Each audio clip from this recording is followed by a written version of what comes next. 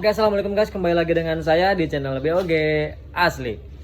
Jadi hari ini gua kedatangan motor Beat New ya, dengan kode mesin K44 dan kode ECU-nya K81.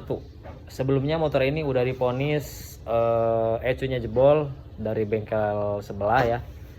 Dan gue penasaran karena kalau beli ECU itu harganya lumayan, dan ternyata pas gue cek itu bukan dari ECU-nya. Jadi untuk motornya itu kondisinya seperti ini. Nah, oke guys, jadi untuk kondisi motornya seperti ini. Di sini untuk motor udah gua bongkar dari depan sampai joknya ya. Karena ini wajib, karena kelistrikan itu dari box ke ECU terus ke kontak. Nah, jadi kondisi motor ini mati, dan ketika dikunci kontak itu bener-bener mati total, nggak ada. Nah, biasanya kalau memang motor ini speedometer mati ya, terus motor di selah masih hidup, itu ada kemungkinan dari relay ataupun box sikring ya. Jadi motor hidup tapi kelistrikan mati, itu biasanya dari relay ataupun box sikring. Nah, namun di sini untuk motor ini speedometer mati, terus mesinnya juga itu mati. Nah, jadi untuk cara mengeceknya ini ada beberapa kemungkinan. Bisa dari ECU jebol ataupun ada kabel yang putus, terus bisa dari box sikring ini juga, bisa juga dari kontak. Nah, untuk cara pengecekannya itu seperti ini. Kita sediain tes pen DC ya, yang seperti ini. Ini untuk cara ngecek kelistrikan, kita simpan ini di masa, lalu kita cek di bagian sikring yang 25, 5 sama yang 10. Seharusnya ini sikring yang 5 ampere.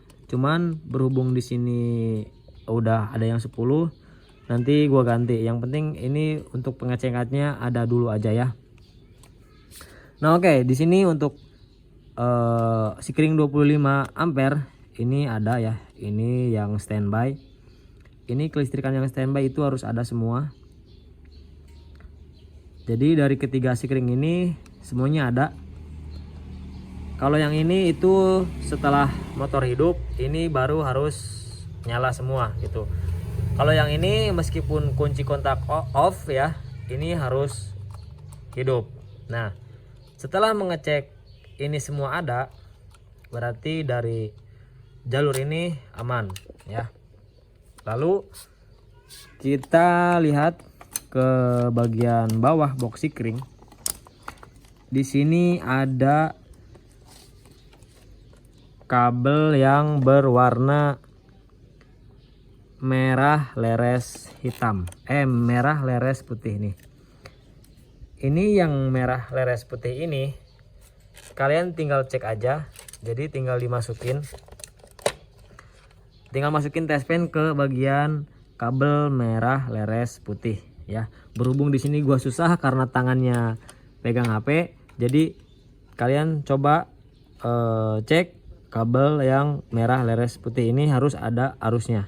Nah, kalau misalkan dari sini ada, langsung cek ke bagian ECU, karena yang kabel dari bawah ini yang menuju input ke ECU. Nah, di sini udah gua tandain pakai jarum pentul ya. Jadi untuk kabel yang merah leres putih ini harus ada arusnya ke atas sini. Nah, di sini udah gua cek. Tuh. Di sini ada arusnya meskipun ini kunci kontak off ya. Karena ini kabel yang berisi arus yang standby. Nah, kalau misalkan dari bawah sini ada, lalu ke atas sini nggak ada, itu bisa pastiin kabelnya itu yang dari jalur bawah yang ke atas itu ada yang putus. Nah, setelah itu untuk kabel yang in ini sudah ada, lalu kita harus tahu kabel output ECU itu yang mana. Nah, berhubung untuk motor ini kabel outputnya itu yang dari ECU itu yang berwarna merah leres hitam. Nah, setelah itu kita coba dimasukin aja dulu ke bagian ECU. Nah, setelah dimasukkan ke bagian ECU, lalu di sini tes yang warna merah leres hitam itu pastikan harus ada arusnya ya. Pokoknya cek aja yang bagian merah leres hitam ini harus ada arusnya. Nah, berhubung di sini gua susah karena tangan satunya pegang HP. Jadi intinya yang ini harus ada arusnya.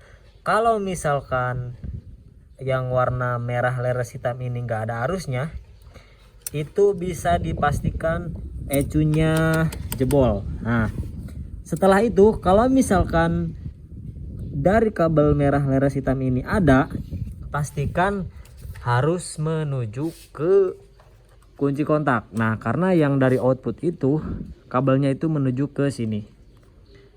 Nih, ini kabelnya merah leres hitam. Tuh. Merah leres hitam. Nah, setelah itu kalian cek dari sini. Itu harus ada arusnya. Pastiin kabel yang 4 ini itu tersambung semua. Nah, berhubung motor ini penyakitnya dari kunci kontak yang putus, jadi motor ini langsung bisa nyala ya. Jadi semuanya kembali normal. Jadi full pump jalan, bisa kalian dengar. Nah, full pump jalan, terus motor di starter juga ini sudah mau hidup.